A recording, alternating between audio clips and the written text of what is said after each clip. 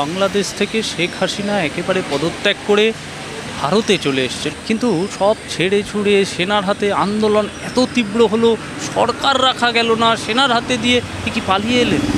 দেখুন, বাংলাদেশে তো আমি নাই, বা বাংলাদেশে আমার সেরকম হেভি যোগাযোগও না। অ্যাকচুয়াল হয়েছেটা কি, যতটুকু আপনারা দেখিয়েছেন মিডিয়ার মাধ্যমে জানতে পেরেছি, প্রথম কোটা সংস্কার নিয়ে একটা আন্দোলন তুলেছিল ছাত্র যুবরা। সেই আন্দোলনে কিন্তু নিরস্ত্র আন্দোলন ছিল। সরকারের পক্ষ থেকে গুলি চালিয়ে একাধিক ছাত্র যুবককে হত্যা করেছে, তারা আমরা তীব্র নিন্দা জানিয়েছি। কারণ একজন বাঙালি হিসাবে আলাদা একটা, তারাও বাংলা ভাষায় কথা বলে, আমরা বলে একটা বাংলাদেশের মানুষের সাথে বাঙালির হিসেবে একটা ইয়ে আছে, বা সারা পৃথিবীতে যেখানে অন্যায় আমরা প্রতিবাদ জানিয়েছিলাম। এবং সেই সময় আমাদের দেশের প্রধানমন্ত্রীকে, মোদিজির কাছে আমি চিঠিও করেছিলাম যে ভারতীয় যারা ওই পড়ুয়ারা যারা আছেন, বিভিন্ন কাজে গিয়েছেন, তারা ভ্যালিড ভিসাতে, তারা যাতে সুস্থভাবে বাড়ি ফিরে আসতে পারে তার ব্যবস্থার জন্য। আজকে অ্যাসেম্বলিতে ছিলাম, তার কিছুক্ষণ পরেই শুনলাম বাংলাদেশের সাবেক প্রধানমন্ত্রী তিনি ইন্ডিয়ায় চলে আসছেন পদত্যাগ করে। এখন সেনাবাহিনী এটা টেক অফ করেছে। আমি এতটুকুই কথা বলতে পারি, আমাদের দেশের বিদেশ নীতি আছে। আমার এমন কোনো মন্তব্য হয়ে যাবে না যে বিদেশ নীতির আঘাত দেবে। মোদিজি করতে পারে, মমতা দিদির মন্তব্য তো বিদেশ নীতিতে অনেক প্রশ্ন উঠে যায়, আমি এটা করতে পারবো না।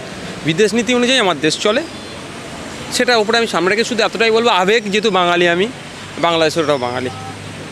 তো যেই ওখানে বিভিন্ন ধর্মের বর্ণের মানুষ আছে, বিভিন্ন জাতের মানুষ আছে, ওখানকার আদিবাসী সমাজেরও মানুষ হেভি অংশ আছে, চাকমা আছে, হিন্দু সমাজের মানুষ আছে, যারা থাকুন না কেন তারা বাংলাদেশি এবং বাঙালি, তারা যাতে নির্ভীকিনে সেখানে থাকে তার ব্যবস্থা সেনাপ্রধান যেমন করবে, একজন প্রতিবেশী দেশের প্রধানমন্ত্রী হিসেবে মোদিজিরও কাজ হবে বাংলাদেশ সেনাপ্রধানের সাথে যোগাযোগ করে তারা যাতে নিশ্চিন্তে থাকে তার ব্যবস্থা করা। কারণ বাংলাদেশ যত অগ্নিগর্ভ অবস্থায় থাকবে, প্রতিবেশী রাষ্ট্র তার ইফেক্ট আমাদের পড়বে, এবং বিশেষ করে আমাদের পশ্চিমবাংলা বর্ডার আমরাও ইফেক্টেড হতে পারি। দ্রুত বাংলাদেশে শান্তি ফিরুক, সেনাপ্রধান দায়িত্ব নিয়েছে, সময়ের সাথে সাথে নির্বাচন হবে, মানুষ যাকে চাইবে সে প্রধানমন্ত্রীর গদিতে বসবে, আর সুষ্ঠুভাবে থাকুক, বাংলাদেশে আবার শান্তি ফিরে আসুক, মানুষ তার অধিকার নিয়ে, বাংলাদেশের মানুষ যেমন বেঁচে থাকুক, আমাদের ভারতবর্ষের মানুষও বৃহত্তম গণতন্ত্রে আমরা বসবাস করছি, আমরাও যাদের নাগরিক অধিকার নিয়ে বেঁচে থাকি, সেটা সবসময় আশা করব। কিন্তু এখানে একটা গুরুত্বপূর্ণ বিষয় রয়েছে, ভারত সরকার ডিজি এসে পৌঁছেছে কলকাতায়, সেনা বাড়াতে হবে, সতর্কতা অবলম্বন করতে হবে, সেই একদম হাই অ্যালার্ট জারি করা হয়েছে সীমান্তে।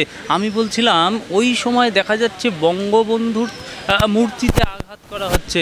আপনি তো জানবেন যে বাংলাদেশ স্বাধীন করার জন্য সে বঙ্গবন্ধু প্রাণপণ করেছিল, সেই বঙ্গবন্ধুর মূর্তিতে যারা আঘাত করছে তারা কি আদতে বাংলাদেশ প্রেমী? দেখুন, প্রশ্ন অনেক থেকে যায়। ক্ষোভের বহিঃপ্রকাশ হচ্ছে, ক্ষোভের বহিঃপ্রকাশে যখন করার সুযোগ পেয়েছে, এতদিন পাইনি, এখন পাচ্ছে হয়তো। তারপরেও বলবো, এই ধরনের অনৈতিক কাজ করা যেটাতে স্বাধীনতা সংগ্রামীদেরকে প্রশ্ন উঠে যাবে, মেনে নেওয়া যায় না।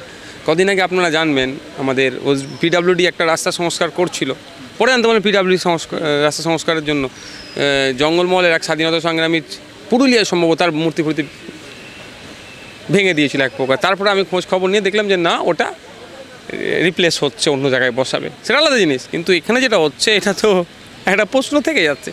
তারপরে হচ্ছে এই যে আপনি বলছেন বাংলাদেশ সরকারের কথা, আন্দোলনটার কথা যে বর্তমানে হচ্ছে, দেখুন একটা প্রশ্ন সবসময় থেকে যায়। অনেক সময় অ্যাক্সিডেন্ট হয়, কেউ আসে বাঁচাতে, আর কেউ আসে আবার ওইটাকে ওর কি অর্থ ওর মধ্যে পাওয়া যাবে, সোনা গয়না দানা টাকা পয়সা গেছে, সেটা লুট। বাংলাদেশের আর যারা তাদের অধিকার নিয়ে লড়াই করছেন বা যেই করছেন, ভালো খারাপ সেই প্রশ্ন আমি বলবো আমার দেশের সরকারের বিদেশ নীতি নির্ধারণ করবে। একটা কাজ করছে, অন্যজনে যেটা মতলব সে কাজ করে বেরিয়ে যাচ্ছে।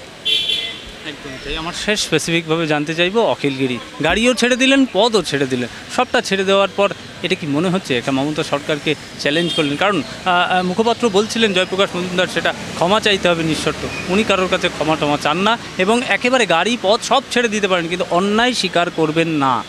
সর্বপ্রথম তো উনি অন্যায় করেছেন, অনুচিত কাজ করেছেন। উনি একজন শুধুমাত্র জনপ্রতিনিধি নয়, তিনি একজন মিনিস্টার। তিনি আলোচনা সমালোচনা হতেই পারে, কিন্তু শব্দ চয়নের ক্ষেত্রে যে বাড়াবাড়ি করেছেন, এটা কিন্তু নতুন আবার নয়। উনি রাষ্ট্রপতি সম্পর্কে কেমন কুরুচিকর মন্তব্য করেছিল। আমাদের এই দিনটা দেখতে হতো না, মুখ্যমন্ত্রী যদি সেই সময় রাষ্ট্রপতি সম্পর্কে যেমন বাজে মন্তব্য করেছে, সিএম ম্যাম যদি নিজে না ক্ষমা চেয়ে যদি অখিলগিরি মহাশয়কে ক্ষমা চাওয়াতো, তাহলে আজকে এই দিনটা দেখতে হতো না। কিন্তু দুর্ভাগ্যের বিষয়, তিনি তখন নিজে ক্ষমা চাইলে অখিলগিরিকে ক্লিন চিট দিয়ে দিলেন, ফলে আজকে দেখতে হলো। অখিলগিরি মহাশয় মন্দির তো ছাড়লেন, গাড়ি ছেড়ে দিলে কি সমাধান হয়ে গেল? ন্যাশনাল লেভেলে খবর হয়েছে, খোঁজ নিলে দেখা যাবে ইন্টারন্যাশনাল লেভেলেও খবর হয়ে গেছে।